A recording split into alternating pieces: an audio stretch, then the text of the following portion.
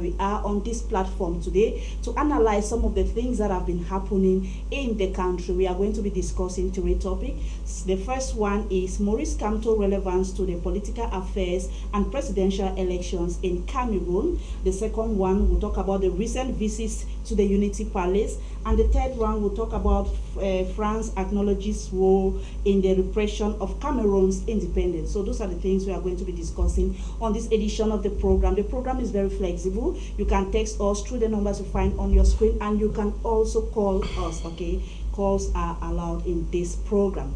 I'll bring to you our guests for today. We have Henry Tambe, the President engaging young Africans in governance and leadership in Africa. It's a pleasure to be with you today, Henry. Thank you, Madam Alice. Thank you, fellow viewers. It is always a pleasure to join Hitv to discuss about trending issues as far as our political landscape is concerned. Thank you for the visit. All right, you're welcome. We also have SK Kufo, who is the President Strength of the Youth Movement. It's a pleasure to have you on set today. Thank you so much, Madam Alice. It's a pleasure to be here with High Television Boya. And please let me call it to your notice. It is the leader of the Strength of the Youth Movement. We don't bear the appellation president. Okay. We live in leadership role and not rulership role. Okay. So thank you. All right. Thank you, sorry for that.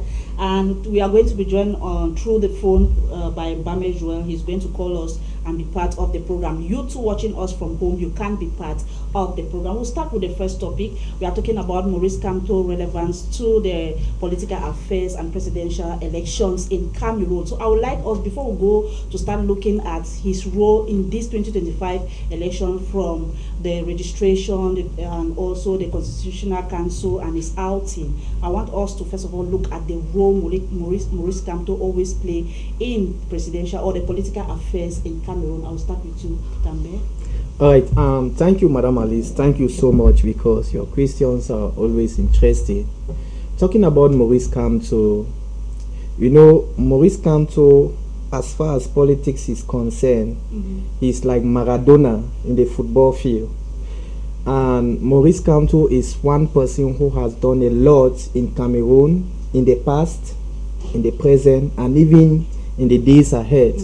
So, talking about his relevance as far as our political landscape is concerned in Cameroon, you know, it is Maurice Kamto. There is something they call on social media the phobia of Maurice Kamto, which the government said they don't want that statement. It is Maurice Kamto that has made politics in Cameroon to be exciting. Yes. And though we all have our respective leaders, we believe that other opposition candidates, they respect him so much. So I personally, as the president of engaging young Africans in governance and leadership, we also gave him that respect, because he has not failed. Many people are saying that he has failed, he's out of the game, and he's going to lose relevance. But I don't think so, because news is flying, though I cannot speak on flying news here, but his relevance is still there, because he's still an active actor as far as politics is concerned in Cameroon. That's what I can say for now. All right, thank you. I'll come to you, Barrister. Do you agree on that? Do you have something to add, or you differ? The truth is that they say give credit to who deserve it, and I want to think that Maurice Kamto is one of those persons in our time that we cannot deny his contribution to the emergence of democracy in Cameroon. We want to go back to the standstill of the statement of blessed memory, John Funde. That when we see Maurice Kamto, I would say he came in the same light and brought something in the modern era of politics in Cameroon, which was never been seen before. I will not want to limit it just to 2025. It will be cutting short a man that has a lot to his name when it comes to politics. I want to say that I came to know Maurice Kamto on a personal basis in 2018, when I was alongside a campaigning for Akeremuna then. And the last end, there have to be a fusion between the Akere movement and the MRC. So definitely, I want to say that was the first time you saw youth in Cameroon in particular have lost total interest in governance, in politics, in anything that has to do with the nation because they consider the nation failed, and many youth believe that the nation has been hijacked by by Jacobinism, if you understand what that means. They believe that there is just no way out and there is no future for the youth in Cameroon. That is why immigration, living Cameroon has become the daily maneuver for every Cameroonian youth, feeling that there's a greener pasture out of Cameroon because they feel like the system in place have seized every opportunity that the youth cannot breathe. So, but we saw in 2018 the advent of Maurice Kamto. That's when I may have heard about him, but that's when I think I actually got to know him very personally in other dimensions, and it became that. The advent in 2018 actually brought hopes back into the political landscape in Cameroon. Mm-hmm. Many youths saw themselves that totally something can be done. You know, the first thing about life is somebody to be the pace setter. And Maurice Kamto is the modern pace setter of politics in Cameroon. I want to say that Niger Fundi set the platter, Maurice Kamto stepped into the modernity of it. It was the very first of a kind to be seen political issues broadcasted on CROTV live when they had to go to the Constitutional Council. That has never happened before. Things in Cameroon has always been done like a sacred court. You only hear results, you don't see how it occurred. But in 2018, we saw Maurice Kamto pushing the government into a position that to hold an open accountability and making the sitting government to know that the reliability is something they must give to the populace. We saw the first time that was being broadcast. I want to think that that's the first time we saw youth glowing to TV when they were not watching Novella E or Big Brother Naija. We saw the first time that youth were watching something that is constructive to their future, not something that is just elusive and entertaining. So I want to say that Maurice Kamto has been an actor. He's still an actor and will still be an actor. Even after he's dead, he will be an actor because even the demise of Niger Fundi have not stopped him from being an actor into the political landscape. So to bring an issue at this moment for people to ask if it's relevant or it's not relevant, I want to say, one, they may be jealous. Two, they may be short-sighted. Three, they may not have good reasoning capacity. Because there's a lot of things, if you have to put in order, there are questions you will not ask about the personality of that caliber. He has done a lot when it comes to the politics in Cameroon. He has done a lot when it comes to modern democracy in Cameroon. So I want to believe that in the course of time, we may elucidate on some of those things that Maurice Kamto has placed his hand on, which is going to speak in time that posterity will jot it down. All right, thank you very much. That was when we look at it generally. Now let's look at this 2025 presidential election. He's a good politician, but let's look at how things have turned out. He's not one of the candidates. Candidate that were retained to go in for the presidential election. Where did you think Maurice Kamto failed?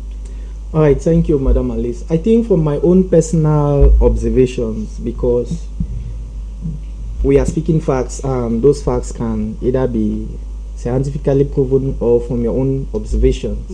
So I think from my observation as a political figure and also an actor in the region, there are some certain setbacks that leaded or caused his disqualification as a candidate.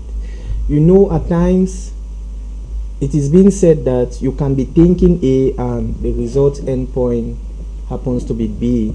The first thing that happened with Maurice Kamto that resulted on his candidacy being rejected was that he doesn't have any elected official in his party, that is MRC.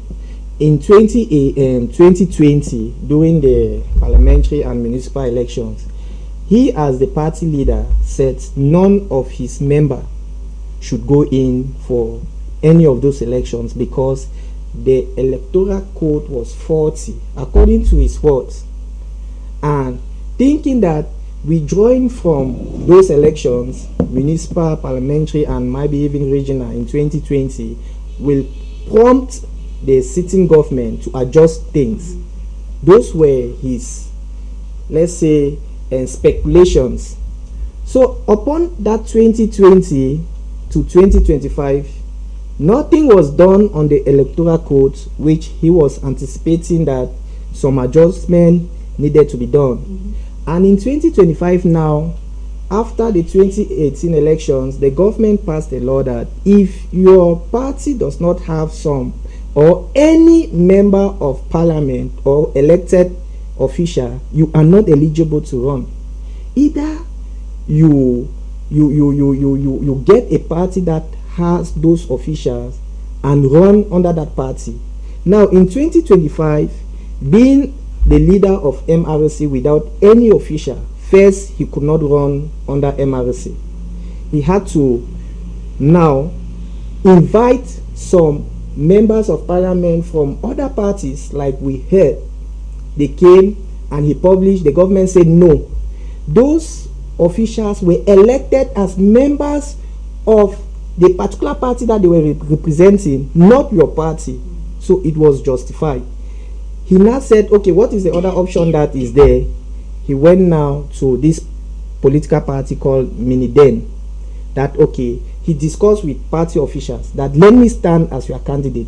Being a very good politician, they accepted, because they saw somebody who could challenge the incumbent government and might be even win. So which political party will not accept Maurice Kamto to run for them? Now Maurice Kamto, being a member of MRC and a party leader, going now to Minidem, there were some official declaration that was supposed to be done to Minat and to Elekam in specific days or weeks. That was not done, one. And according to the declaration, Maurice Kamto had no membership card of Minidem, two. Then three, the same one of the leaders or the main person of Minidem also submitted his own candidature, making it double candidacy for a political party. Though we understand that other political parties like CPDM itself and Univer that I belong to had double candidate. But they say every political party must resolve that in-house. So I think what CPDM did was they went in an in-house sitting, they look at it, they say you had to leave the seat for the incumbent president. The same thing happened to Univer. The lady who dropped at Univer, they had to discuss in-house and say you have to drop. And they went back to Elekam and that was resolved. But with Minidem, that could not be resolved up to now. So it had to play down on Maurice Kamto until the level that his candidature was rejected by Elekam, which is not his fault. He fought, he struggled, he pleaded, but the Constitutional Council could not permit him to run as a candidate for 2025. But I think he still has a key role. To coalition meetings are going on and we are seeing posters on social media and his face is there. It means that he's still very, very active. Who said you must be a candidate in order for you to be very active? And take an example in Senegal. The person who was supposed to stand did not qualify.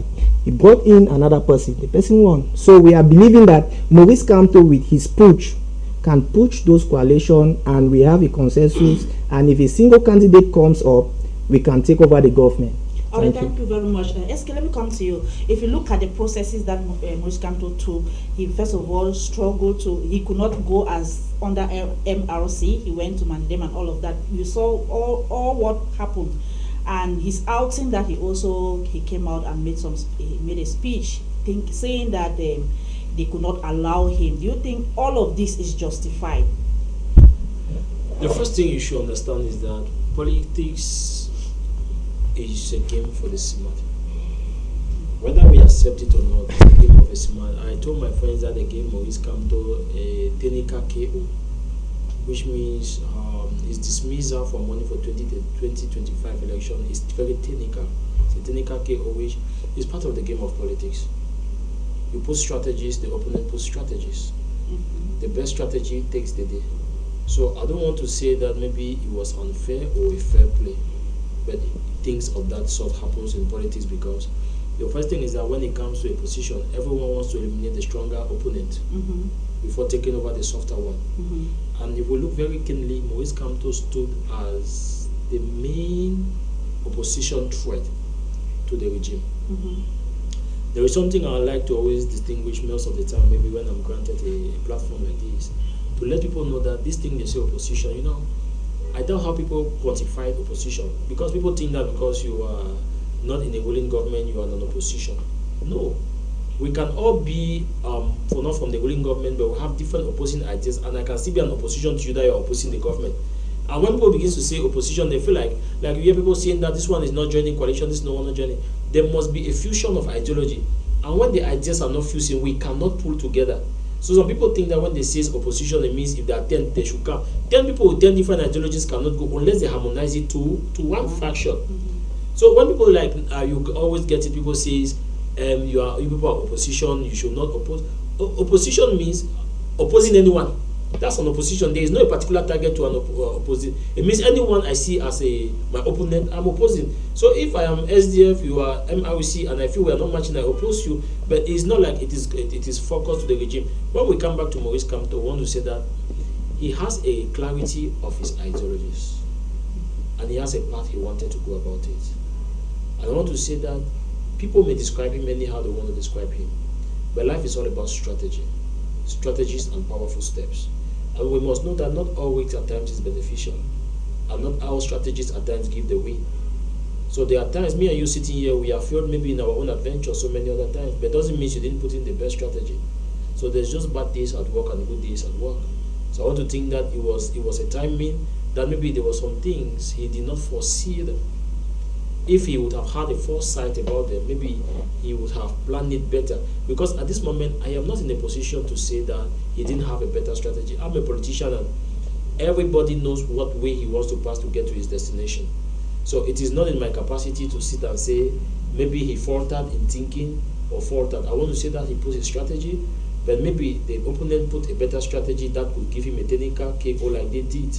The strategy should be to win. I think at least he failed in 2018. 2025 should have been something that he should have planned very well. No, like if you go to most of the comments. The first aspect is you don't follow what the comment says. Every person has a sale. Even a fool has a sale to a wise man. So most of the time, comment does not actually reflect reality. So most of the time, you are not carried by what is happening behind your ground. You are carried by what you think, and necessarily knowing by what you know. So if you have to read every comment from social media, how many of those people in social media who make those comments will even have a voter's card? How many of those people are even willing to step out like they are stepping out in Cote d'Ivoire? Because let me be factual with you, a community that should be able to judge a man is a community that is part and parcel to the change that the people are trying to push. You cannot be when you are not a fraction of anything concerning change. You can't justify that they are not I can justify it. Ivorian president said that he's going to step in again. They step out. So I didn't see Cameroonians when the president says they are complaining that he's too old to run. I did not see Cameroonians going out. So it's a justification that you can't just be talking by typing somebody who's struggling to put in his best. He's putting his time. He's putting his intellect. He's putting his money. He's putting his life. And all you have to come and say that you that has a better strategy would have come on one better one. I want to say that elections were open for everybody. Even the social media is open for you to strategize. This is coalition talk. They are talking. You are neither talking on CPD's behalf. You are neither talking on the position on the candidate opposing the regime. Then we don't know where you're standing. So you can't tell me that I can't justify it. In Ivory Coast, they can type text. So you justify by that they go out and justification is that it's not going out. I don't support violence. Violence has never been a means of which I preach my political philosophy. My political philosophy is that of peace. Violence should be the last resort. If only the youth are trampled upon, it is our last resort. But the first resort is that we preach peace. But what we are saying is that it is a right to protest. Protest is not violence. It's a right to protest. So when the youth keep complaining that the president was too old and should not seek re-election, we didn't see them take any action. So coming to say that Maurice Kamto failed, for example, if you only have to analyze the people who are analyzing his strategy, they don't have any strategy they will put forth.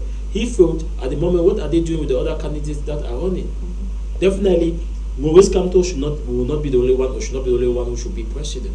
There are other candidates that are running. So automatically, if they have given him a technical KO, there are other players in the field. And what are they doing with the other players? So they should not crucify him. He has done his best, and he has brought us to modern realization that there is a lot that can be done within the confines of Cameroon. All right, thank you very much. I think he's a key player when it comes to the political affairs here in Cameroon. Do you think that if maybe they have retained Maurice Kamto, he would have won this 2025 presidential? It's just a prediction, or what do you think? Do you think he would have won?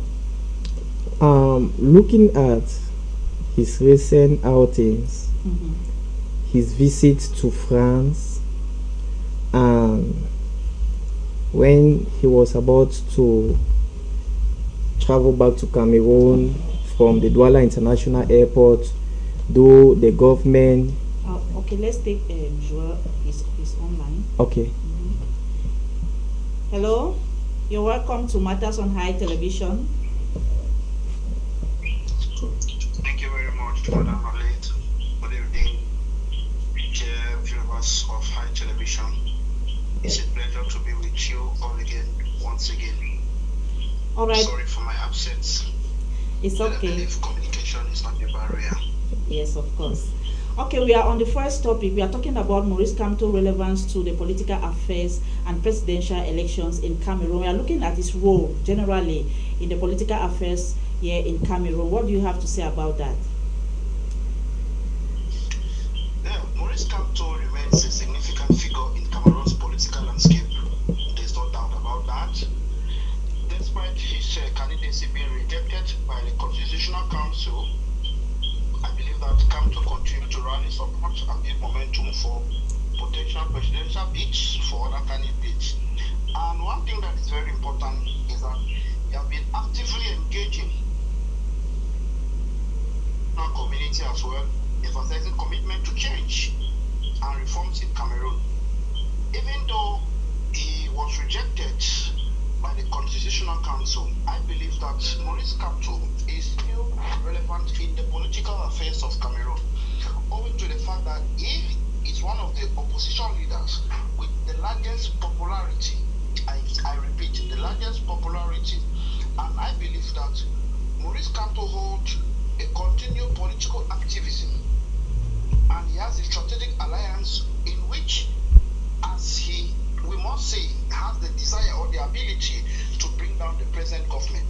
I must tell you without any fear that the present dispensation, the present political dispensation, knows the capacity and tenacity of Professor Maurice Kamto in destabilizing their government and making change for Cameroon and Cameroonians. And internationally, Maurice Kamto is recognized. Despite the fact that he was rejected, I believe that Kamto can rally candidates or can rally his supporters to support those parties that he believes are genuinely working for the change of Cameroon. Because Alice, recently we have seen situations where political opposition parties are rallying together to come up with a coalition, and there are certain presidential candidates who have been mute to that coalition, and they are giving their excuses. They are giving different excuses, which to me, I do not see it as a better ground. Because I must tell you that in as much as these 13 presidential candidates are concerned, there are 3 other candidates which are loyal to the present regime, and by no chance they will want to interfere or destabilize the present regime because they have huge benefits from it. I am very explicit about that, and I am clear with it. And also, the challenge, Maurice Kamto is a challenge to the current regime, despite the fact that he was rejected. I believe he still remains a challenge. If not today, it still remains a challenge tomorrow.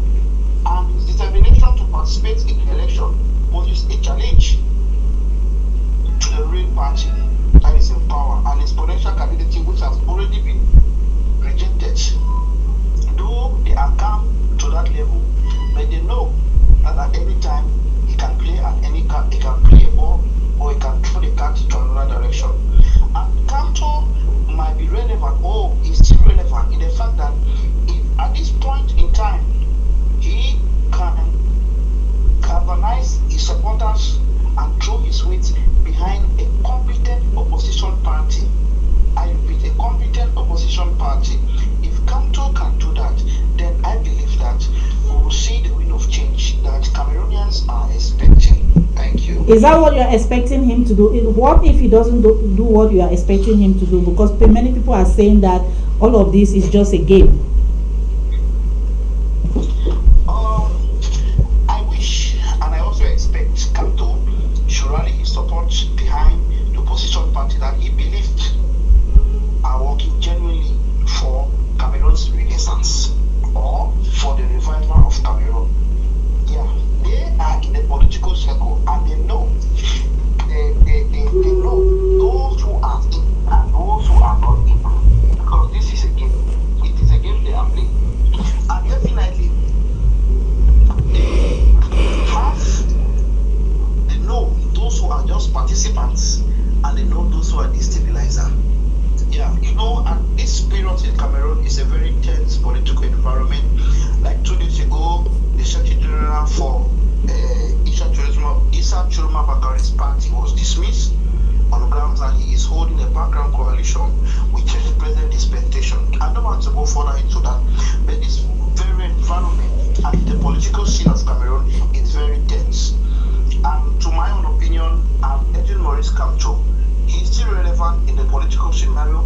He can change the game by uniting his force with a very competent opposition party. And it should be an opposition party that is well calculated, who has a unique objective to bring Cameroonians to the limelight that there's so much desire. He can channel the support to the opposition party and make sure that they are encouraging the supporters to support whosoever he has rallied behind. It's quite unfortunate. He wanted to pass the law of Mandela, and he was cut short by the very members of their party. All right, thank you. You will come again when we are discussing the second topic. Thanks for your contribution. Thank you very much, Alice. Thank you very much. Okay, that was Joel. He's saying that he wished that Maurice Kamto tell his supporters to rally behind one opposition party. I believe that's what every Cameroonian is expecting. If he doesn't do that, then I think there is a problem. Don't say every Cameroonian expecting that. Most Cameroonians, I'm not expecting that. Sorry, most I'm not expecting Cameroonians. that. The simple fact is not because you want change, everything seems to be a thing that is going to bring change. And that's what people are failing to understand. There's what you call your integrity. And I think he has integrity. Like what we are saying, I follow what Mr. Mbame was talking about, that in the game there are people who are real and there are people who are not real. So when they say that Maurice Kamto should rely about somebody, no one should pressure him. Supporting a person is an aspect of choice. It's an aspect of choice that comes with conviction. And when you are not led with conviction, you don't just give it. That's why people break promises. Because people are being pressured to make promises that they will not fulfill. You should promise a thing because you're going to do it and it should come out of conviction. So I think that if Maurice Kamto wants to endorse any person, it should come from conviction. He should be convicted. It should not be because people are putting pressure that we are expecting him to do that. I told somebody that if we need change in Cameroon, it's not just a change of face and change of name. It should actually be change of principles and policies. That is shifting Cameroon forward to the emergence we are expecting as the president prophesied before 2035. So only change of principles and policy, because we cannot keep living in rhetorics that are not manifesting. We are talking about Cameroon emergence, but every day Cameroon is dilapidating. Cameroon is a failed state. It's a failed state in the complete sense of something that has failed. Our road network, our epilepsy, electricity, nature, poor drinking water, everything. But we are talking about emergence. Those are good rhetorics, but it is not matching. So if we are talking about change, we are talking about total transformation. That is going to happen. So when they are talking about change in Cameroon, we should not be thinking just a change of name. Somebody who says we just need a change of president. That is not it is not thoughtful. Saying that we just need a change of face is not thoughtful. We are talking, when they talk about change, we are talking about we are talking about reforms. There will be different reforms, from social reforms, economic reforms, political reforms, legal reforms. Those are certain things. Every day a nation should advance. There should be an updated version of Cameroon. We are saying that we are still using the version of 1960s in Cameroon, which Cameroon needs to be updated to the modern standard of 21st century, in which we are lagging behind. We don't have roads in Cameroon.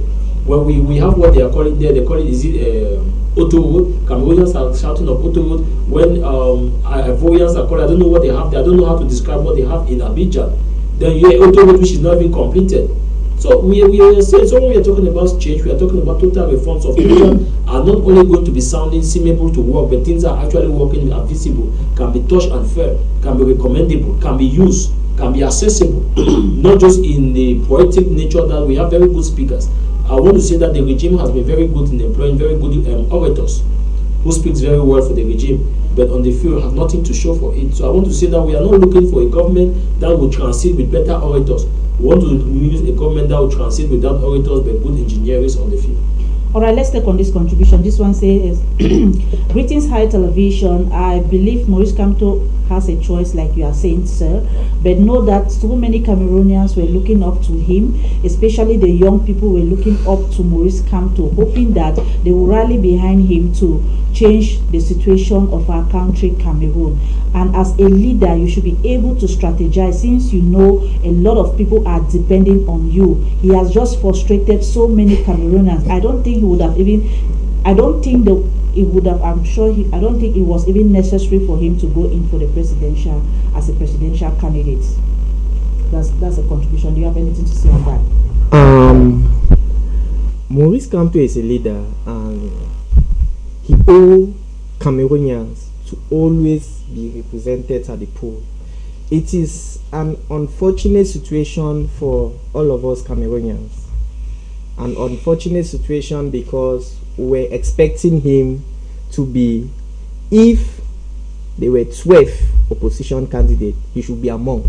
Yes. Like the previous question you asked, if he was among, will he win? That is a good prediction to analyze, but I think Maurice Kamto was there in 2018 and he didn't win. If we look at his percentage, it was not even close to 30, and from that 2018 to 2025 he has done a lot of groundworks, a lot. He has strategized well, but failed to recognize some certain things he did that could have been, a Frenchman would say, piège, trap for him, and he neglected those things. But I will keep saying that everybody was, like my brother said, it's not everybody, but in science, in research, when we have majority, we tend to generalize. Yes. So everybody in Cameroon was expecting that Maurice Kamto could have been a very good candidate, and if at all he was there, then we have something like a coalition, the other leaders could have rallied behind him, and we have a consensus, then we could have been expecting. But he is not the lone candidate that was there, or the lone candidate who submitted. And we have other good oppositions who are still there. Chuma is there, Bello Buba is there, Barrister Akere Nona is there, Hiram is there. So we have good politicians. They just need to understand. You know, I am so much in love with CPDM because I love good things. This one is not politics. CPDM knows how to do their maneuvers. They know how to do it. So if one day, let's say in 2032, I'm going to run, I have understood CPDM very well. CPDM understand that if you are an opposition in this particular party and you are influential, people love you, they will do 2 steps ahead of you. So as that opposition candidate like Kamto was moving 5 steps ahead of CPDM. So they were a little bit frustrated.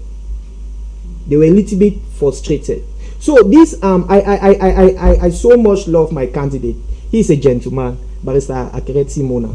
He doesn't speak much, but there is a lot of underground work going on. If you have noticed, for this past 1 week, all the oppositions, they are very silent. So there is a lot of groundwork, and I love what CPDM2 they are doing. They are not sleeping. CPDM2 knows that this 2025 is just like Cameroon politics is going to end in 2025, but it's not going to end in 2025. So it's so interesting, and Cameroon now is at the landmark because every country is waiting. Are we still going to vote that 92 years old man, or Cameroon is going to have a new president? So the whole world is waiting, and I want to use this opportunity to assure my viewers that whosoever you are going to cast your vote for, like some people are saying that if this person is not there, I'll cast my vote for the incumbent. It's your choice, and that choice should be ready to represent you for the past 7 years. I said here one time, 7 years is not 7 days, it's not 7 weeks. But I'm happy with the strategies that CPDM are bringing out. It shows that they are there for the people. You see them inviting different groups of people, though we are going to get to that. But we want something new. My brother spoke here about reforms, bringing different ideas in the field of economic, politics, socials, and even in the field of politics. We need new reforms. So that is why we are saying that if the oppositions can come together, including the Camto, we'll be very happy. All right, so let's much. take for this one. This one is for you, Barrister. He said, let Camto prove to us that he's not working with the regime by telling his people to rally behind Osin Joshua. You see, I am not a defender of Camto because neither am I an MRC member. But I am talking from a very realistic point as a politician. And the first thing I want to say is that sitting as a leader of the strength of the youth movement, national and international, there is something I want to advise fellow youth when we always talk about it is, in no way should you defend your right and suppress the right of others. One thing that has been so prevalent with the rising of youthful movements and youth and their world is that people struggle to defend their right by struggle to eradicate the right of others. So I think that is something that we are generating that in the long run will become an issue we'll find difficult to deal with it. For example, you might necessarily post your opinion and your ideas without necessarily attacking my own opinions and ideas because we have different choice. For example, you have the reasons to say O.C. Joshua. Somebody will tell you O.C. Joshua is a person that him to vote O.C. Joshua probably should remain there for the next 300 years. So it is an aspect of opinion differences. First of all, we cannot say Maurice Kamto. Maurice Kamto has nothing to prove to anybody. That's one thing everybody should understand. He has nothing to prove to anybody. He's somebody who has put himself on the front line for you, to take the bullet for you. He has been arrested, be taken to jail. Members of MRC are still behind bars. We should not forget about that. During the hearing in the Constitutional Council, others were still arrested that are behind bars. So you should be thinking of the people that are behind bars. What are you also doing for them? Most of the time, we should always think what people have to do for us. We should also be thinking, what do we have to do for people? To be a person who supports change, there are people who were arrested during the Constitutional Council that they came for. They are behind bars. I don't think many youth who are writing on internet has even taken time, even those in Yaoundé to pass in Kondegi to give even pop-off. So I want to say that if we want to make it, it's a collective action, which you don't expect him to be a messiah without having disciples. So if you are expecting someone to be a messiah, then you should be a faithful disciple as well, to be able to carry instructions and fulfill those instructions. That is what makes a team strong and fulfilling in everything they have to do. So I want to put this very clear. Maurice Kamto, like any other politician, does not owe anyone to prove anything. He has proven enough. He has been arrested. They have technically knocked him out. What we should be pleading with him, I think that should be so they have technically knocked him out of the 2025 presidential race. It was a technical knockout. I don't know why you got it. It's a technical knockout. I know what I'm saying from my perspective. That's a technical knockout. They have technically knocked him out from the 2025. So what I think is that those who think that they have what it takes should be the one to approach Maurice Kamto, to share vision with him, let him get galvanized and see the vision, then he can adopt it. Because at the time, and like you rightly said, that the expectation of Cameroonians were upon his shoulder. I want to say that Maurice Kamto should be what if the Bible wants to describe that upon him, the nation was upon his shoulder. So I want to think that we will not want him to jump into any riffraff because he's a presidential candidate. So I want to think that people should be the one to approach him at this dimension, share what they have in Cameroon, then he can edit it with them and they look onto it if they need his support and endorsement. But thinking that he should go out and endorse any person because some people think that their candidate are the best at this moment, I think that it will be a very wrong approach. I don't know what may be cooking behind the background, but I want to think that he knows what is best for the political future of his party. He knows what is best for this political future of MRC, which he loves so much. So I think that a lot will be done. Knocking him out of the presidential race is not knocking him totally out of political activities in Cameroon. You can pull the string as a president. France is pulling the string in Cameroon, but Macron is not the president of this country. All right, thank you very much. For me, I know he's following the Constitutional Council. It was justified. All the decisions that were taken there were justified, and you said he was technically knocked out. That's your own opinion. That's okay, politics. that's politics. Okay, we move now to the second topic. The second topic is the recent visit to the Unity Palace. If you see, recently we've had funds from the Northwest region, from the West region, the imams, and even the bishops have visited the Unity Palace. And we'll just go gradually. We'll start with the funds from the West region. And we know recently during this period, this election period, many people said that from the West, they said they will not support the ruling party again. We heard something like that, but now we are seeing funds from the West visiting the Unity Palace. Henry Tambe. All right, yeah, thank you, Madam Alice. Politics is not tabala. Like Barrister Kufo said, it is a game for the wise, and I said it in one of my writings on social media about the visit of the funds to the presidency. I think the presidency is a public office, if you accept with me. Of course. Yes, it's a public office that is open to Cameroonians of dignitaries, noble Cameroonians of personalities, and even to you and I. So people just have mixed feelings when they see somebody at the presidency. Like one of the outage, especially the 12-year-old fund, who is just, and people will just say, does he have a voter's card? Does he know what he's doing there? I think there is a power that has been given to that young boy, and he is just exercising that power. Cameroonians are very funny. We are very funny. Barrister Kufo was trying to explain something. Me, I'm a very pragmatic person. That if we say, I'm one of those people who said our president is tired, he should not go for a re-election. Fortunately enough, he's there. Good. But having personalities like the funds from the West at the Unity Palace, depending on the motive, because we also have to look at the motive, why they went there. If they were, Madam Alice, if the management of Hitv is invited to the Unity Palace, I don't think the proprietor will say no. Because if the motive is a good one for journalists, you people will be there. And when staff of Hitv are in the Unity Palace, Cameroonians will castigate. Oh, they are in CPDM now. Oh, this. But I just want us to always reason. What is the motive? Why are they there? Is it a bad thing to be there in the first place? Maybe the timing. No, Madam Alice, you are talking about timing. We understand that we are in the presidential year and elections are in few months. You understand?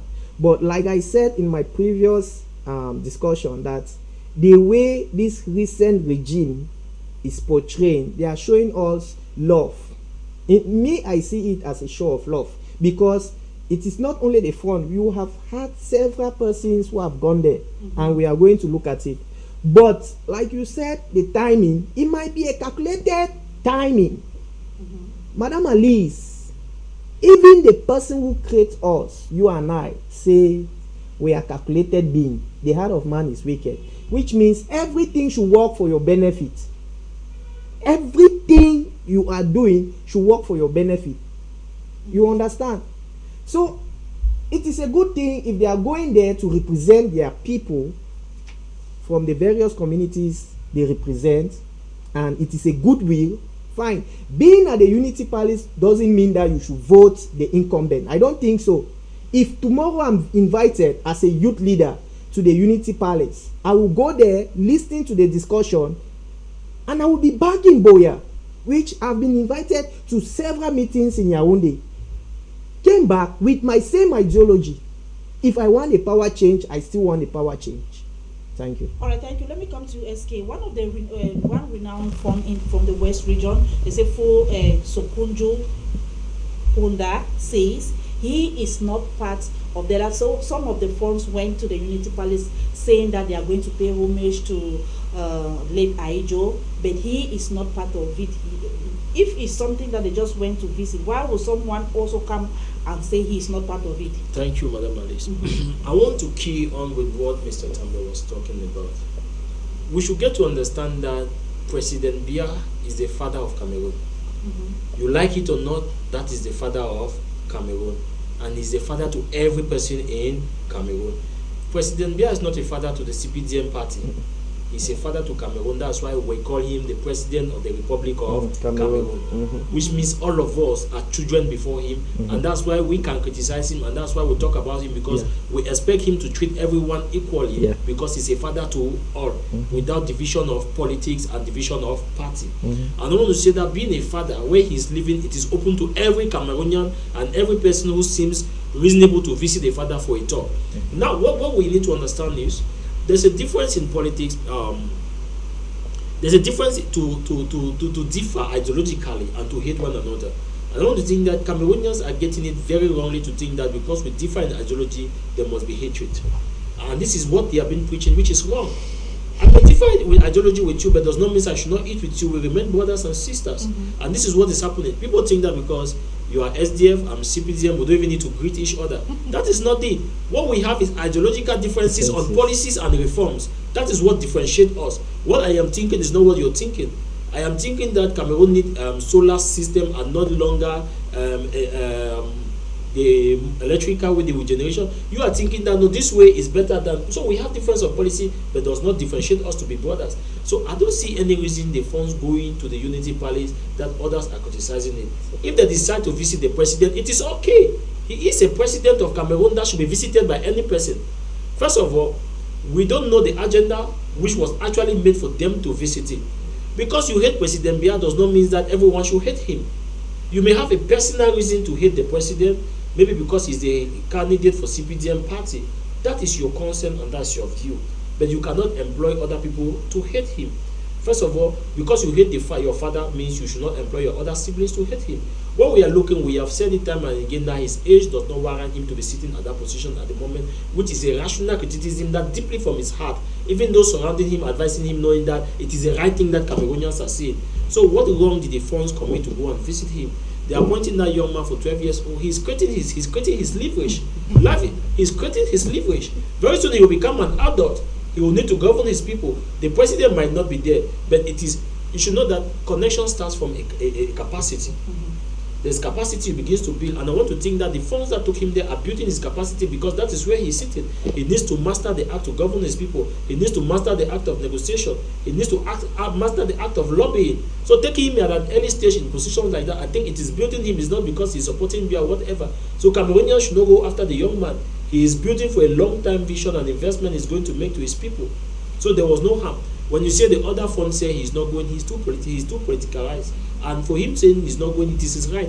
I can choose to visit and choose not to visit. But choose not to visit should not demonize every other person who went there. It's a choice. I think that I'm going there, maybe they'll give me cassava, I don't eat me cassava, so in my house, so I'll not go there. So he decides not to go there, but should not demonize every person who went there. They went for their own various reasons. Like me and you can be here, I can go to the president for my own various reasons. It's an open arena. So I don't see anything wrong about it. It's just that Cameroonians are preaching more of hate than preaching the change and reforms we are asking for. Okay, well, let's move now to the bishops. Even the funds, before we leave the funds, those of the Northwest region, they handed a peace plan that is a message to President Biya that if ever there is war, he should come up with that peace plan and the war will end automatically. It is a traditional symbol, and funds are guided by the gods, so the reason is better. So I'll leave that to their judgment. All right, thank you very much. Let's move to the bishops. The bishops too, they were there at the Unity Palace, and they were there. Said they went to discuss how to see how they will maintain peace in the country before, during, and after the elections, and also to tell about how the people are suffering in the country. I'll start with you, Tambe. These were people who came out. I mean, when they had their conference here, and also the Bishop of Bafoussam, where they came out hard on the regime. Yes, and we have always seen the church in general going hard on the regime. Yes, because these are people representatives like the fund. The bishops, they have huge followers. They have people believe in them. Through them, they believe in Christ. So we believe and we want to acknowledge that the bishops, they understand the suffering of the people. Who are the people? Cameroonians. They understand it more than any other person, because these are people who are compassionate. They are passionate. Madam Alice, if they tell you you are compassionate and you are passionate, you should understand that you are a people lover. And I respect men of God in high esteem. Seeing them in their colorful robes with statement, it gives me pride. Like in my recent video today this morning, I just said Cameroonians should be resilient. We understand that the suffering is too much.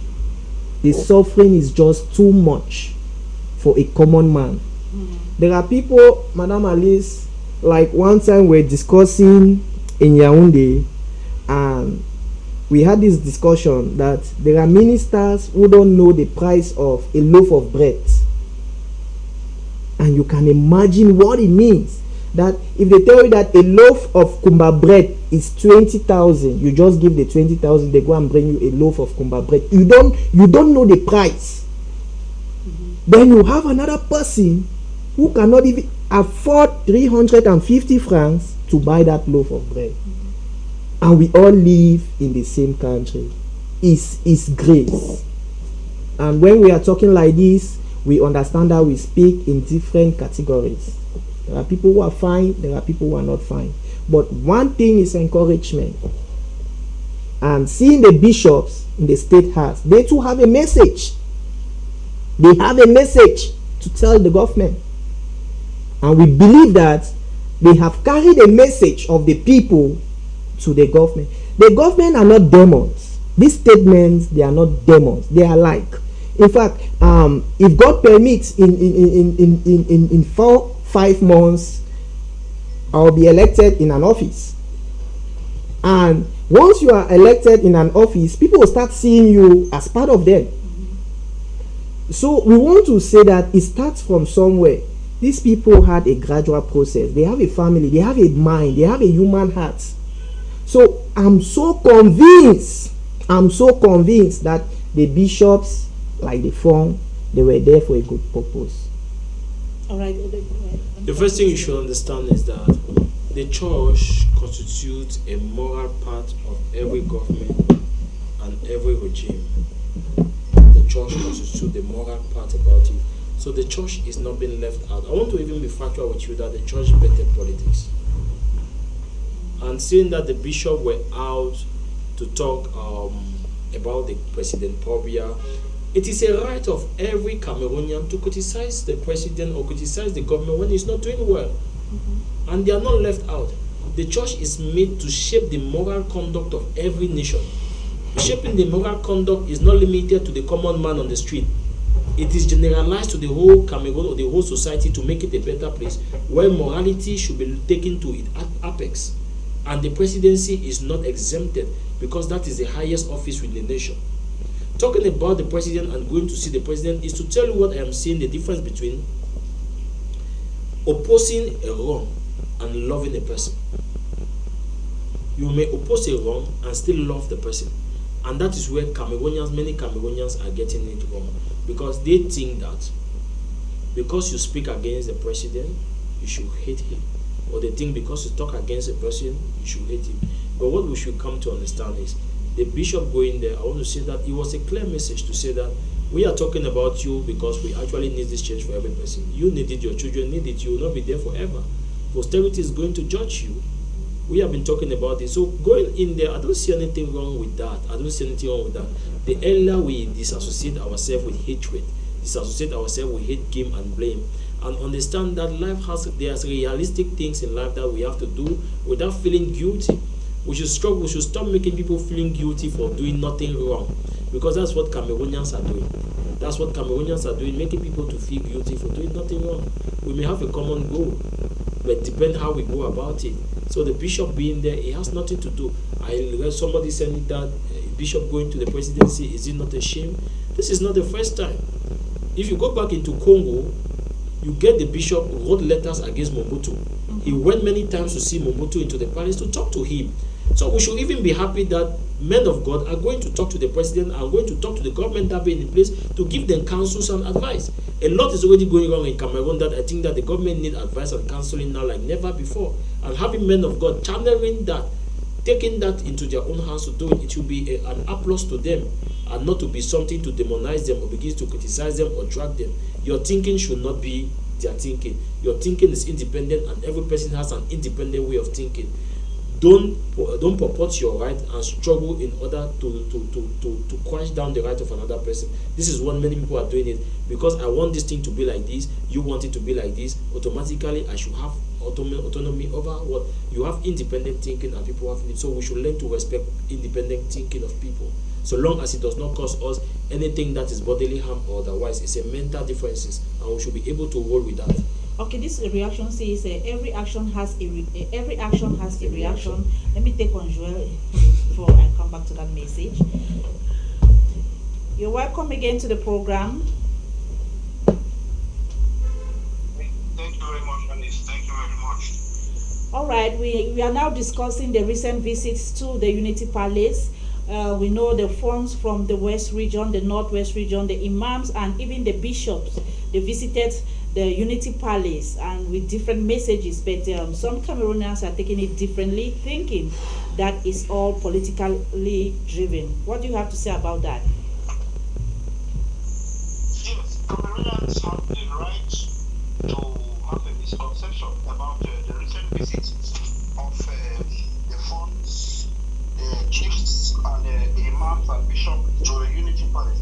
Before I will go detailing to start expatiating, first and foremost, the fund of Son was not present at did not partake in the visit because he said the throne does not move.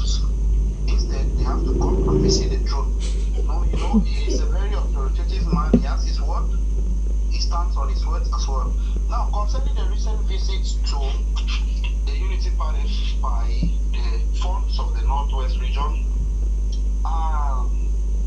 so many people, and to my opinion, I think that it is politically strategic in the sense that why is the Unity Palace frequently receiving different delegations at this particular time? What is the mission for? What is the mission for? The president can go around seeing the funds and seeing what they are doing because they are also the auxiliary of the administration. They can go around to see the funds and what they do. To me, I see it as, my own opinion, it's a political instruction on how to prepare the ground for the forthcoming election. Even though their maiden message was about peace. Yes, we accept that fact that it's about peace. But there is an internal message behind that we all do not know. That is why there are mixed feelings as well as there are criticisms about what the funds are going to do there as well. And the bishop, we have known bishops to be outstanding, but it's quite unfortunate. We don't know what their actual mission was. Maybe they had their own personal issues, or let me say different issues that want to present to the head of state himself. That is why they have to go there. But for me, I do not see it is a good reason for the funds to leave their throne and go to the presidency. That is traditionally disrespectful. That is traditionally disrespectful. The ancestors will not be happy with that. We are all Africans and we should acknowledge that fact. Funds do not just run up and down like that. Funds in the Northwest are not being seen in public common like that. So I think Cameroonians have the right to mix feelings, and maybe it's the political strategy as well. because they are carrying a peace plan. We are talking about peace every day, but still yet we still have problems in the northwest or the southwest region. That the people there are suffering, the people there are going through a lot of challenges. But then what peace are we talking about when the common man in the streets cannot have bread to eat, when the common man in the streets is unable to have something to work, when the common man in the streets cannot find that freedom that he needs to express his or herself? It is a big problem. And I believe that funds at this peculiar moment of Cameroon's history should stand out different.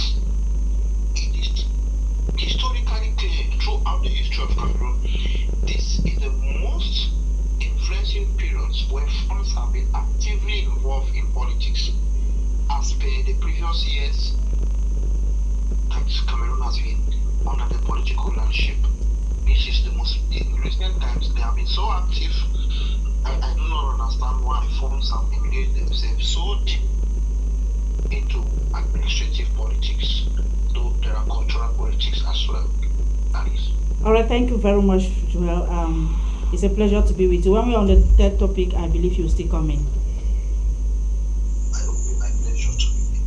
Okay, thank you very much. Let me get you wanted to come in, and somebody, the person who have been struggling to call, you can call. Go ahead. The first thing you should understand, I want to get back to Mr. Mbamejua. Mr. Mbamejua, he will be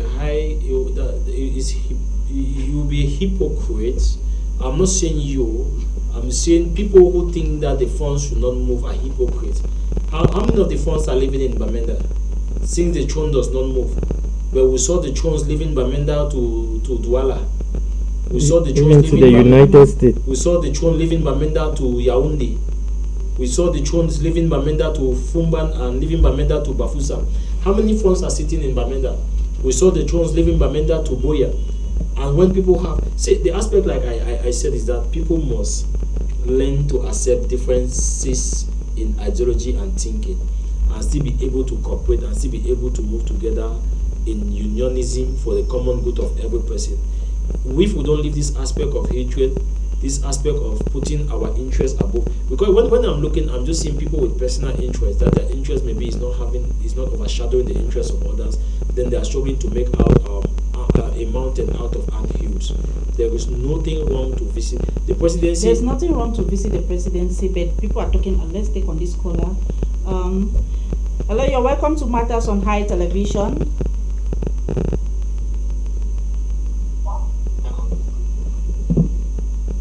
Hello, you're welcome to Good evening. Good evening. This is Matters on High Television. You're welcome. Okay, I'm calling to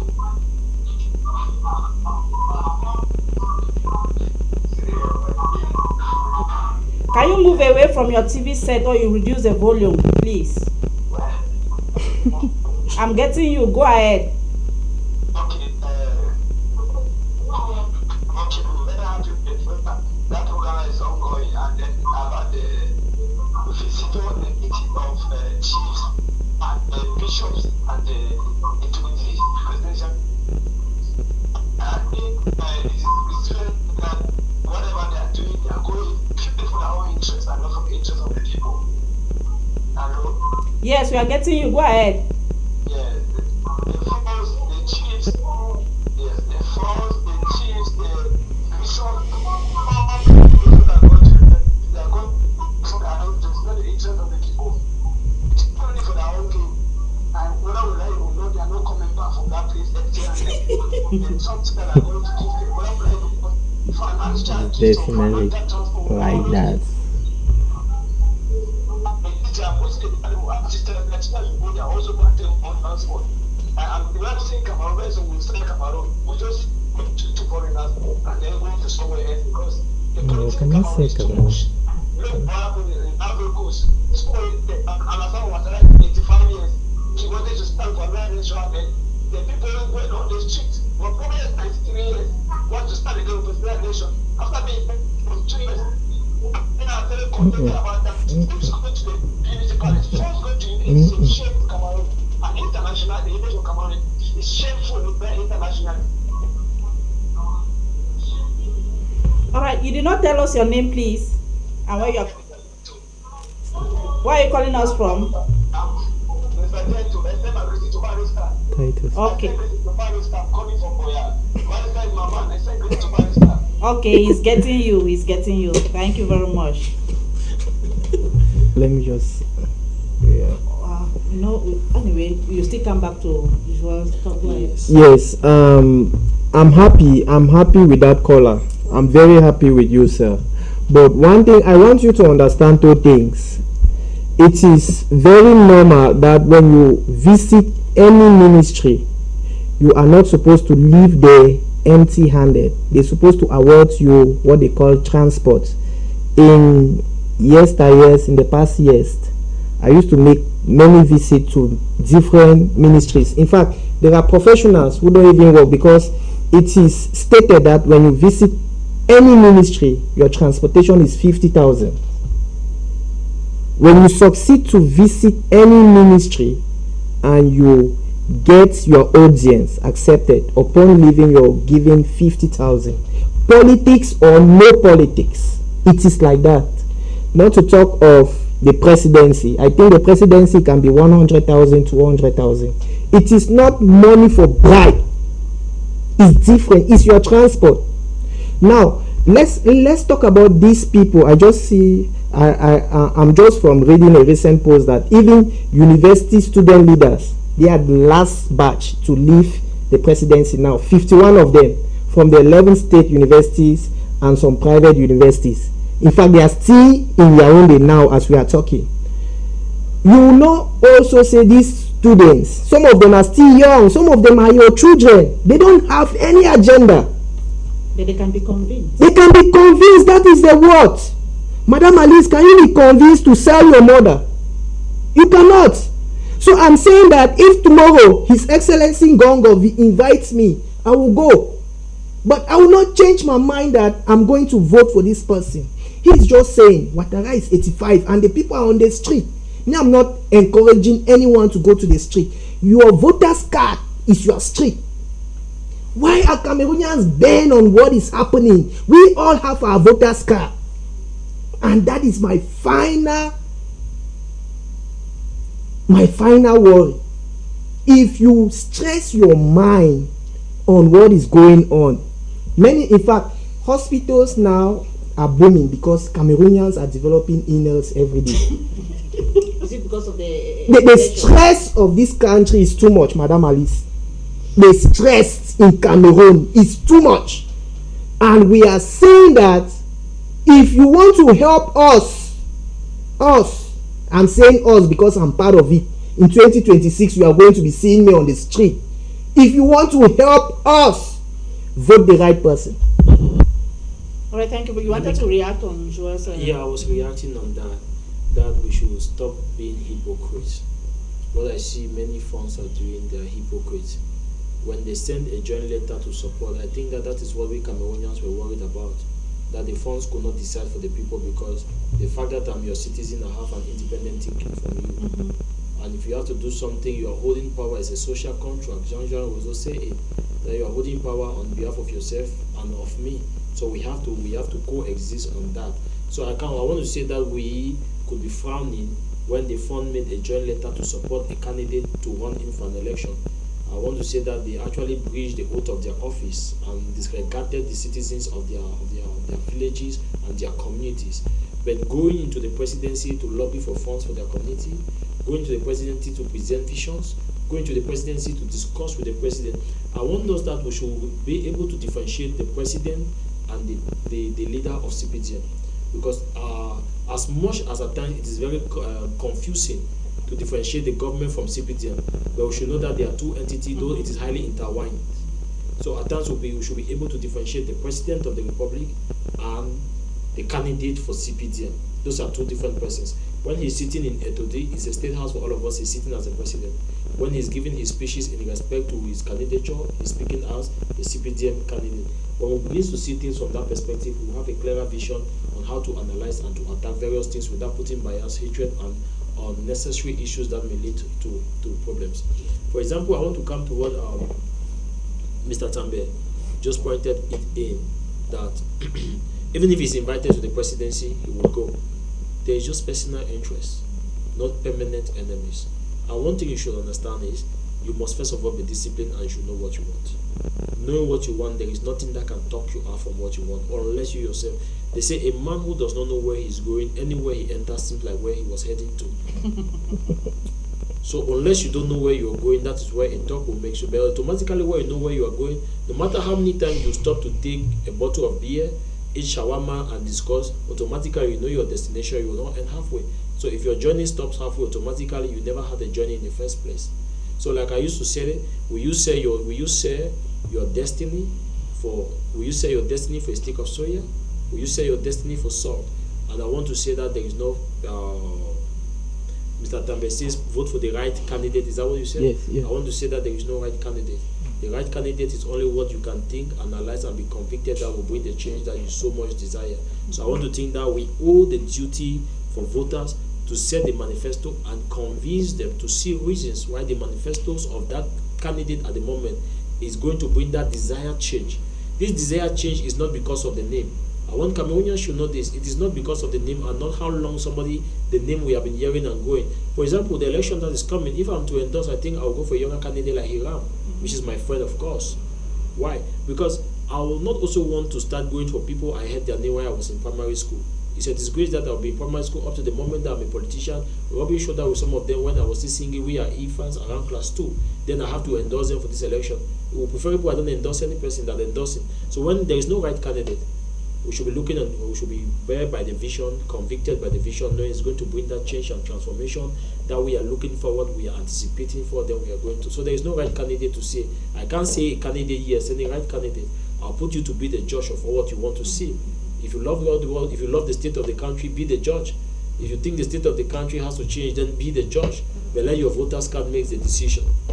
All right, let's go back to this reaction. This reaction. He said, every action has a reaction. These are opinion leaders, and they have a lot of influence on their population. If you see a chief going and offering, I'll just take on this call. So I'll prioritize them. Hello, you're welcome to High Television. This is Matters on High Television.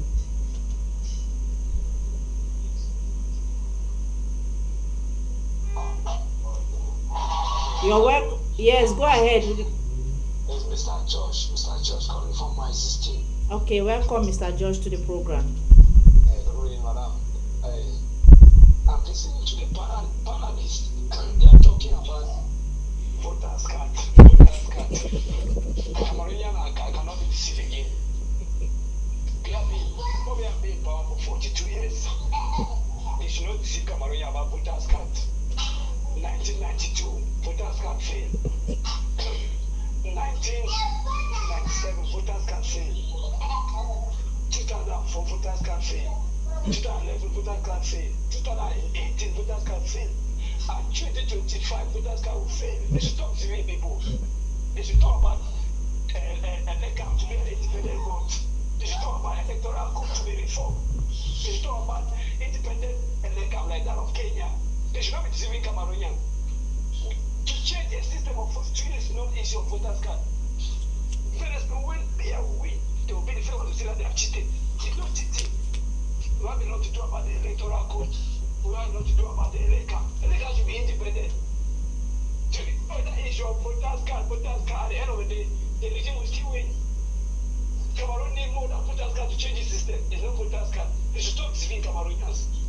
When you say Cameroonians need more than voters card to change the system, can you please elaborate on that? Yeah, let's take example. Let me talk on the changes. Can I talk on the changes? It's okay, go ahead. Okay, let's talk about the changes. And Cameroon need an independent electoral system. Example, in 2017, Kenya, the independent Kenyan Electoral Council presidential election, because it is independent, can elect council election in Cameroon. It's not independent. You cannot fit the finger that bites you. Mr. Eno, Abraham, and others are being appointed by Pobia. They must seek some of the masters. We talk about electoral code that most countries we talk about electoral laws. It needs to be reformed. We need independent and vibrant institution in Cameroon. Not institution under Mr. Pobia. So Mr. Atanga and Clement, you think that they can let them go off? All right. Thank you very Don't much, call sir. me for my 16th Alright. coffee. All right. Let me just Okay, go ahead. All right. Thank you very much, Mr. George from my 16. I'm really pleased with your analysis. It shows that you are a good politician. Politics is not just for those who we are hearing their names on social media. As long as you follow the affairs of your country, like what Mr. Josh have just presented to us, I'm pleased and I respect you for that. And I want you to understand that what you are saying is very correct, but you fail to understand that before 90s, Minat was the one controlling elections in Cameroon, and the people cry foul that Minat is a government institution and you people cannot be controlling elections. So there is no way that we can vote the incumbent government out of power. Then an independent body was created, which is Elections Cameroon. It is just unfortunate that the workers or the officials of Elections Cameroon, which is popularly known as Elecam, are being appointed and being paid by the government. But I don't think the word you said, you cannot bite the finger that fits you. Trust me, Mr. George, and the rest of my viewers who are viewing me, if we have the majority vote counted that this particular candidate has 5 point something million and CPDM has 3 point something million, bet me Elecam will read that result and the Constitutional Council will affirm that same result. So this thing that we predict that Elecam is of the system, if I vote nothing will change, that is already defeat. It's enough defeat for us. We are begging. I'm on my knees. We are assuring you people. The last senatorial elections, my organization, Eyakla, was an observer. I can tell you how this thing works. Musoso, who is my senior colleague in Tiko, when he went for the first year in municipal election, he failed as a CPDM candidate. He failed. So it is not always good to give assuring statement that if you vote, your vote will not count.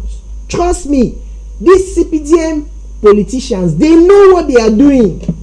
They know that your votes count. The more Cameroonian votes, the more they are tempted to leave this government. So we are begging you, trust us. You might have cited 92, 97, 2004, and this up to 2018. But 2025, like we say, is the last bus stop. All right, thank you. But CPDM, know that CPDM is not telling people not to vote. Everybody, they are encouraging everybody to vote. Do you have anything to react on that? Yeah, definitely. I want to thank Mr. Gentle and Mr. Josh who have participated in the program. They spoke so well and they actually made their points so clear. The first thing I want to say is that those who vote matters, but those who count the vote matters more. And so what are we saying is that not only voting, but you should vote and defend the vote. This is not even my point of concern at this moment. My point of concern is clarity of mind. Clarity of mind, we all know that we need change, and like my brother Tambi has been emphasizing, the change can come through the ballot. Like I said, there is a book to launch, the bullet or the ballot. It's a choice. And I want to think that in my perspective, the ballot has always been the master. Napoleon Bonaparte says the swords and the pen will constantly be in battle, but in the long run the sword will be beaten by the pen. That's to tell you what the mind has to do. So I want to say that we must be able to assess the situation, and we should not fall the temptation or the trap to avoid voting, because not voting is already denying to express and exercise your right, and no person should make you not to exercise your right. Exercise your right and be there to defend it as well. Whatever candidate you choose is your choice, but we all must take a gruesome analysis of the state of the nation, the state of Cameroon. If we are happy with the situation or we are not happy, click up to an ideology we think that is going to bring that transformation that we so seek, or you so seek and desired about it. So it is not the time for people to demonize candidates. For example, I was traveling back from Douala. In a vehicle, I had an interaction with other youth who recognized me, and we had to pick into a discussion before reaching Southwest. One pointed a situation out in the far north where some CPDM militants were moving with the CPDM fabrics, and they were almost stoned, and they asked them to leave there within 2 hours time, or they were going to stone them. And I told them that as youth, maybe they followed me on media, and maybe personally we have met today. One thing I will not appreciate them is the ability of hatred. Everybody has a right to support whoever he or she deemed necessary or deemed fit. We all are exercising our right in different capacity, and you cannot force your choice to somebody. So we must learn to respect people's choices without hating one another and working together. I told him that people, the lady people says they're almost done in far north as somebody's mother. It could be your mother who is putting SDF as well. It could be your brother who is putting MIOC as well. So we should learn to respect choices. We should respect to be on the lane, but we should have our voters card, go out there, make the choice that suits you and the choice that convicts your mind. I think that's what I'll be talking to Cameroonians. I am not also a proponent for the cause. Let's take on this caller again. Hello, you welcome to Matters on High Television. Well, madam, just as I'm crying about the regime, it's still Mr. Josh. Yes. Line went off in my system. Line went off to take the situation out where we are living in. I'm telling you, sorry. Yeah, so I was thinking of those my colleagues, those other panelists, they will be talking about coalition. They should advise Cameroonian and their political leader about coalition. To remove another point, the way to remove the regime is coalition. The regime have been in power for 42 years. It is a system. They have established a system. And they also have coalition. Citizens having coalition. There are other parties that coalition with them. But unfortunately, Cameroon, our position in Cameroon is you see the professor, you see the Quadeco and interest. And individually, they want to tell me that the individual opposition in Cameroon, individually, Cameroonians are waiting, praying, hoping they should coalesce. That is the only solution to this system. You know, we have been protecting, people have been protecting their votes. People have been voting, protecting their votes. But at the end of the day, where is the balance coming from? We should not be deceiving Cameroonians. People are following this program. We should be honest to ourselves. We should advise our different political parties that pray for them, for a coalition. It's the best thing. For example, let me give an example of country that coalition has bring them for power. You have the Yaya Jammeh of Gambia. It's a draft coalition. You have other the dictators back in Africa will start to coalition. Like, what is this for French African countries? You cannot just sit and say that the vote protect your no, we don't know that way. The very people who are telling you that nothing can happen after the election of after the result of the 2025 election, after the result, the people will come back to the TV and start telling you that they cheated the election. There's nothing like cheating. Citizens having 360 council. Citizens exist for more than 42 years. They have got a system, a very vibrant system. And a single party want to go and remove civilians from power. It does not work that way. We should pray for our opposition that let's coalesce to form a unified force to remove them in power. Not about talking about voters card, protect your vote. Can you protect your vote right to the way that's declaring the election? So we were not talking to dumb people. We're talking Cameroonians are tired of this system. And we're praying for the opposition that they should put aside their ego, their personal interests, and coordinate for the sake of Cameroonians. That is the only solution. If you are on that platform, having that party, tell your opposition leader that they should pray for him, that you have that humility to coordinate for others. Not that you say that individually, you have to no more. At the end of the day, won't be anywhere. At the end of the day, they will come back after the result and containing any reason for cheating. Meanwhile, they never will blow that because they cannot coordinate. Thank you very much for your time. All right, thank you very much, Mr. Josh. It's a pleasure to be with you. Okay. The first thing, Madam Alice, I want to react to Mr. Josh. Mr. Josh, we thank you so much for your contribution. That's very powerful. But Mr. Josh, when you're talking, when coalition is happening, people still need voter cards to win. Coalition without voters card is just a mere noise. So the voters card is the last pen to put it down. And even in the coalition, the vote still needs to be defended. So we must emphasize on voters cards, whether coalition or not coalition. But the first thing is that you should have voters card. you first of all be qualified to take part into the election. Then we can be seen forward about it. Second thing, I think, like you said, we should educate viewers about it. You should know that the Cameroonian electoral code does not have any clause for coalition. That's something you should know. And what they are doing out at this moment is what we call a strategic gathering. A strategic gathering, because all these members, their faces will be printed on their ballot papers. So there is nothing in the Cameroon electoral code like coalition, which means that they cannot even join the vote and count and put it. And when we want to talk about coalition, let's take in 2018, Kanto did not have even up to 30. Pobia alone scored 77. So even when there was coalition, it means joining all of them was a total disgrace that a single party could beat 21 parties who went for that 2018 election. As much as coalition is something Cameroonians are yearning for, I think that they are less informed about what coalition actually is. The electoral code does not give room for coalition. Automatically, it is only one step to defeat to coalition. There are some people, whether they are educated, to vote green paper. There are some people who still vote their candidate on that day. See, this aspect of coalition will not reach some certain villages. There's a village that will see the face of Akeremuna and they want to vote Akeremuna. Nothing will convince them to vote any other person, no matter what is being said and done. Like Riley said, this is not the hour we should be crying for the electoral code to be revised. This is something we were supposed to have done it far more before now, and you should have been part of it. We don't promote violence, but I want to say peaceful protest. Protest is the way to go when we think that things should be done, and not only for us to be crying. This is not my cross. It is not the cross of my party. It is not the cross of my movement. It is our cross. So if you decide to carry your own part of the cross, it will be lighter on my shoulder. If I carry my side and you're not carrying it, the cross may kill me. So definitely it is something we all must work onto it. So carrying on coalition, I think it's a good thing. But as the electoral code does not give room for it, there is already a shortcoming towards the coalition. What I think is that voters' mobilization should be at the apex. And one thing you want to say, it is true. CPDM, like my brother Tambe says, that he loves them for their strategic planning. CPDM militants are die-hearted to go out and vote. How many of you will leave my 16 that day to vote? Let me be very realistic. I'm coming. There are people doing Voters' Day, some are drinking, they don't even care, they say the country is rotten.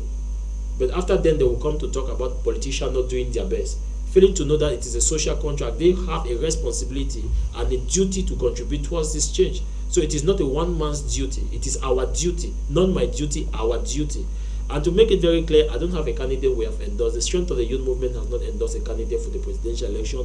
We have had talks with nearly all the presidential candidates. We are observing and we are still having talks to know who we are going to support and put our weight behind. So at this moment, I don't have a candidate that I'm saying is my candidate for the presidential election. But hopefully we are going to talk about a candidate. But you should know it is a collective action for everyone. Even you, Mr. Josh, it is a collective action to be there at the forefront for us to do this together. All right, thank you very much. We are moving now to the last topic of today. We'll just talk briefly on this. We are talking about the recent letter that France acknowledges role in the repression of Cameroon's independence. President Macron wrote to the president of Pobia and saying that the colonial authorities and the French troops really played a great role to repress Cameroon from independence. Yes, France has been a key role to Cameroonians and Cameroon in particular. And till now, we still respect them as our colonial master. In fact, some school of thought still hold it that we are still under colonization. So, and you can attest with me that 80% of our politicians still owe allegiance to France. Most of the time, when our president feels relaxed, he goes to France and relax. It shows that cordial relationship. You know, I have this statement I have released this 2025 that politics is a show of love and unity. At the end of the day, there is still that unifying factor between France and Cameroon. Just that people don't know. France is one of those countries that Cameroonians travel easily without hindrance. You find at times many of us, we spend millions to go to the United States and you are rejected visa, you cry. Those who have tried it, this is just a secret, it's a bonus for my viewers. Yes, if you really want to travel, try me. Just follow your right document, go to the France embassy in Yaoundé, try it, you will go to France. It shows that cordial relationship. So if His Excellency President Macron is sending us that letter, we still appreciate it, Madam Alice. We appreciate it, and we continue to pray. But what we don't want is them interfering in our politics. We don't want that, because we like they always say, we are a sovereign nation, which means we can take care of our own things. Now you get many people are afraid even to indulge in political affairs because they say no, France still have a lot of role to play in Cameroon politics. But we believe that our president, who I respect so much, President Paul Biya, have said Cameroon is a sovereign country. He can control his affairs without any external hitches, which means we can only do and external support will come and will receive them. If it's that, I am one of those school of thought, because I know a little about the affairs of this country. I am one of those school of thought that I believe that Cameroon can handle her own things. But you have school of thought who will tell us that as we are here, it is France who is controlling us. I don't believe that. I don't believe that, Madam Alice. All right, thank you. The first thing you should understand is that letter is of no consequences to Cameroon. So I don't know why they wrote the letter, because it is not a hidden secret that wherever we are today, France are the masterminders of it. So writing a letter to us is like putting salt into a wound. So when Cameroonians are glamoring that they have accepted, have they sent us money for all the evil things they have done to us? Have they cancelled the debt because they are still extracting our minerals?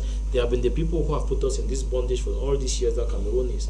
So I want to believe that with the anti-French sentiment within Africa, I believe they are sensing that Cameroon, or the rising of young politicians in Cameroon, are going to follow suit with the other parts of Africa, that France investment in Cameroon is not going to be sitting well. And I want to think that they are already finding a way to start sugarcoating their word. What is the essence of them writing a letter to our president at the moment that he should be concentrating to provide funds to run election, provide funds in order to provide security? I don't see the essence of the letter at this moment. It's like putting salt into a wound. We know that you are the one who is stabbing us. You are the one who has done us this. And coming to tell us that you are, okay, apologies should go with remorsefulness. In the letter, what action of remorse have they done so far to show us Cameroonians? We know the role France played. Unless Macron is just trying to insult us as Cameroonians, we don't know our history. We don't take this lightly. To see a country insulting us that we don't know our history. We know our history. We know how many of our heroes they killed. We know of the UPC leaders that France destroyed. We know what they did, what was our independence struggle, and up to date, we know how they hijacked the developmental aspect of Cameroon up to now. We know that our they are keeping our reserve, our money is being reserved in France. So coming to tell us that, it is like telling somebody what you did, which you are still doing it. So I want to say that this is a provocation. And we will not take it lightly. It's a provocation. At least they have acknowledged what they did. Don't you think that this is a positive movement? It's not a positive. It is not a positive movement. You can't be putting stone on my head, and you told me about the stone you put last month. Why you are putting a heavier one this month? No, they don't want to put it again. The stone is already. France should have been doing this. Let me be factual with you. What France should have done: writing this letter to us and tell us that they want us to have our currency. They will not be keeping our reserve again. Our resources. That is how you are actually writing a letter. I want to say that this thing that France have done, automatically they have built more anti-sentiment towards France investment in Cameroon that is ever going to be. And after this election, France will not get it easy with Cameroon, because the way I think right now, I think that many other youths are feeling that way. I'm the leader of one of the most powerful youth in Cameroon, the strength of the youth movement, and we are going to talk about this. We are going to broadcast it. This is an insult to us. You can't be tormenting me. You are still flogging me, and you are telling me how you flogged me yesterday. Then you think, no, it's very wrong. I don't see the essence of that. I think maybe this is the first step. We are expecting more. No, I don't expect it. Maybe some actions or measures will be taken. Can we just be honest to call an evil act an evil act and stop sugarcoating it? You can't be in my house after you have seized all of my property and you are telling me how you kept me out in the rain in the previous years. What you should have been doing is that you have done certain things to redress your actions. When you redress your actions, then you are pleading for the things you did. We are seeing repentance and other things. What the fans have just told us is that we are fools. What they did to us, they are capable of doing it, and they'll keep doing it again. So writing a letter to our president at this moment, I don't know what their intentions are, but I don't see it from a good faith in, and I don't think that we are going to take it very lightly. Taking to cognizance of the present regime that is sitting, maybe it may be lightly to them, but France should know that that letter will stay in our archives, and some years to come we'll reply them. Yeah, it's there. All right, thank you very much. I really want to use this opportunity to thank all of you who've really analyzed it. You have analyzed everything very well, and you are also educating. Like I said from the beginning, a lot of people are interested in what is going on in Cameroon, especially these 2025 presidential elections, and programs like this, and having great minds like you talking to the population. You enlighten them on so many things and also direct them in what to do. So I wish to use this opportunity to thank you. Before we go, we have to give our take-home message. I'll start with you, Henry. Thank you, Madam Alice. Thank you to all the televiewers who are watching us and those on social media. We really want to thank you too for taking your time to follow the program up to this time. Personally, as the president of Engaging Young Africans in Governance and Leadership in Africa, what we should understand is we don't just work in Cameroon. We have an office in Rwanda, we have an office in Ghana, we have an office in Ethiopia, which means if you look at Africa very well, aside the countries who are emancipating themselves now, it is a general problem. We are believing that Cameroon will join those who are emancipating. We are not telling Cameroonians to go on the street. It is not our culture. It has never been our culture, but we can use our voters' cards to go on the street. And I really want to still take this singular opportunity to thank you, Madam Alice, to thank the management of Hitv, and also to encourage Cameroonian youth that you should continue to be responsible, you should continue to be resilient. It's a difficult year and it's a hopeful year. Stay blessed. All right, thank you very much. Thank you very much, Madam Alice. It's a privilege to be here with you people. And as the leader of the strength of the youth movement, we hold to our ideology, youthful governance, no nothing. We propagate it this way again. Youthful governance over aging dominance. We don't believe in the octogenarians any longer. We believe we are at the transitional phase of shift of government in Cameroon at the moment and in Africa in total, which is what we are actually advocating for. That it is time for the right thing to be done by those who have the energy, the capabilities to push it on. And we think it is time for the older people to relinquish the seat of power, so that the generation that is behind them, we should carry out our activities and put things in place. So I am going to keep saying this: your voters card has power. I'm not in any position to tell you whoever you're going to vote. I'm not in a position to direct your thought. It should be a self-conviction for whoever you're going to choose. But all I can encourage you is that you should go out and fulfill your civic responsibility of voting, which is your right. So we all should do it, and we wish for a peaceful election to come. And I want to plead with every youth that we don't see any reasons for violence. Violence will only be the last resort if it is very necessary. Thank you. All right, thank you. I pray we don't go into any form of violence. Everything should just be done peacefully. And I wish to use this opportunity to thank you again. Also, all those viewers and those who called us, we say thank you. And also to Joel, thank you very much for being part of the program. Join us again next week for another edition, and stay tuned to High Television.